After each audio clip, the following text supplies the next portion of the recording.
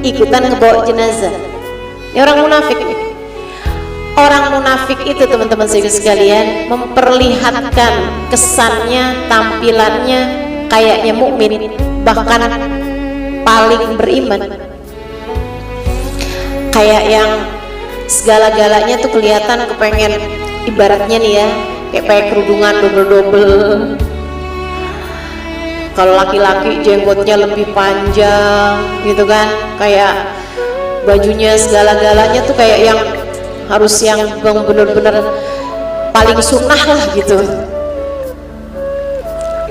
Tapi hatinya penuh kebencian sama umat Islam, merasa surga tuh kayak pantasnya buat dia doang. Kayak tiap melihat orang tuh melihatnya yang dah dia mah apaan sih gitu.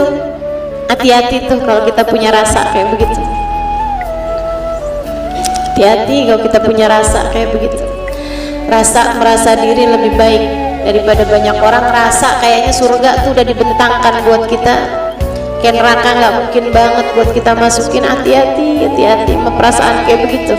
Penyakit nih, penyakit bagi diri umat Islam. Si orang munafik ikut bawa jenazah, selalu berpikirnya itu negatif gitu.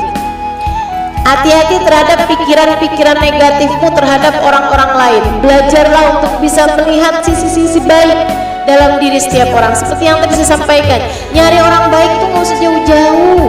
Nyari orang mulia, nyari orang soleha tuh ada di sekitar kita, teman-teman. Ada di sekitar kita. Lihatin kebaikan-kebaikannya orang, kamu akan bisa lihat tuh, Masya Allah. Dia nggak pernah tinggal ibadah, dia Masya Allah sholawatannya bagus banget, Masya Allah dia istri yang sabar banget, Masya Allah dia ibu yang penuh kasih orang tuanya, Masya Allah dia nanggung nafkah anak yatim, Masya Allah orang ini begini, Masya Allah. Setiap orang punya kebaikan-kebaikannya masing-masing. Si munafik begitu bawa jenazah ringan, dia bilang galilul wazan gafilullah.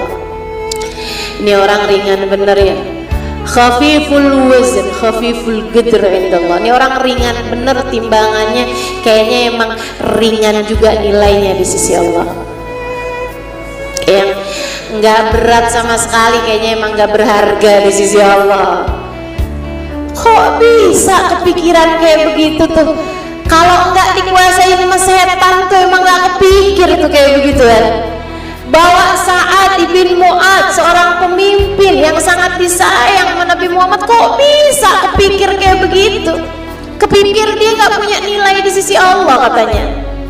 Sehingga sekalian saya muliakan, dia bisik-bisik ngomong sama sebelahnya, akan tetapi Nabi Muhammad diperdengarkan ucapannya tersebut. Memang Nabi Muhammad itu sam'ahu yasma'u sariral qalami basaruhu ila sab'i tibaqi sakit, katanya para ulama. Nabi Muhammad pendengarannya mendengar sampai kepada desis pena para malaikat. Nabi Muhammad dengar desis penanya para malaikat. Raqib Atid lagi nyatet nih, nyatet apaan nih? Nabi Muhammad dengar. Pandangan matanya tembus sampai ke langit yang ketujuh. Nggak salah kalau bahkan ucapan yang disampaikan bisik-bisik nih sama seorang munafik kepada orang yang ada di sebelahnya didengar sama Nabi Muhammad alaihissalam. Nabi Muhammad segera berteriak dari belakang sana itu. Nabi Muhammad bilang, man yaqulu hakadha? Siapa tuh yang berani-berani ngomong begitu?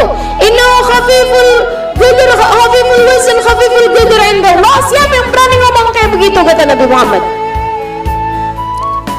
Tidak tahukah dia apa yang terjadi? Faqad ra'aitu 70,000 malak lam yanzilu minas sama nazalu li tasyyi'i janazah Sa'ad ibn Mu'ad. Aku telah melihat 70.000 malaikat langit yang tidak pernah turun ke bumi, hari ini turun untuk ikut mengantarkan jenazahnya Sa'ad ibn Mu'ad. Jadi ada orang-orang bukan nabi, bukan rasul, tapi jenazahnya diantar 70.000 malaikatnya Allah. Kata Nabi Muhammad dalam hadis yang lain, la mindil min manadil Sa'ad ibn Mu'ad khairun minad dunya wa ma fiha. Satu tisu, satu sapu tangan, satu tisu dari tisu-tisunya Sayyidina Sa'ad ibn Mu'ad di surga lebih baik, lebih bernilai daripada dunia dan seisinya. Satu tisu buat ngelap keringat, buat ngelap air mata, punyanya Sa'ad ibn Mu'ad di akhirat lebih berharga daripada dunia dan seisinya. Ada orang-orang yang segitu bernilai, teman-teman. Ada yang sebegitu bernilainya. Ada juga yang fama bakat alaihi samawati wal ard wa makanu muntarin. Kata Allah kepada Fir'aun, kamu mati, langit nggak nangis, bumi nggak nangis, nggak ada yang merasa kehilangan kamu. Wa makanu muntarin, dan alam barzah, alam kubur nggak ada yang nungguin kamu, wahai Fir'aun.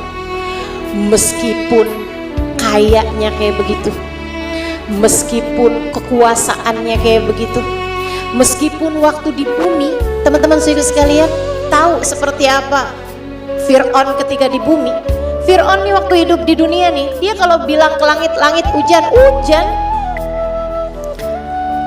nggak perlu pakai pawang. Fir'aun itu, dia kalau bilang sama langit, langit berhenti hujan, berhenti hujannya. Saya, kamu, kita semua, nilai kita kelihatan saat sakaratul maut kita nanti datang. Sekarang jangan ketinggian naruh diri. Sekarang nggak usah ketinggian naruh diri. Aneh kan siapa emang itu? Udah jangan ketinggian naruh diri. Udah aja. Malu nanti kalau kamu pikir aneh kan, misalnya gitu. Ternyata pas sakaratul maut takut kita. Kalau ternyata Allah tutupkan pintu rahmatnya dari kita di saat sakaratul maut kita datang. Kalau ternyata nggak ada yang menyambut kita dari orang-orang soleh di saat kita meninggal dunia. Kalau ternyata seperti yang Allah sampaikan kepada Fir'aun, fama bakat alaihi samawati wal ard wa makanu muntarin. Nggak ada yang nangis, ente pergi juga. Nggak ada yang nyambut, ente datang juga. Kayak apa teman-teman saudaraku sekalian? Yuk kita belajar nih dari kematiannya Umi Syifa, perempuan salehah, dari kesenangan beliau terhadap kebaikan-kebaikan. Saya yakin orang-orang seperti beliau mesti dibahagiakan Allah dalam alam kubur. Yakin. Tinggal bagaimana kita nih nepetepin kehidupan yang kayak gimana untuk menyambut kematian kita, sebab kama ta'ish tamut, sebagaimana kamu hidup seperti itu pula lah kamu akan dimatikan.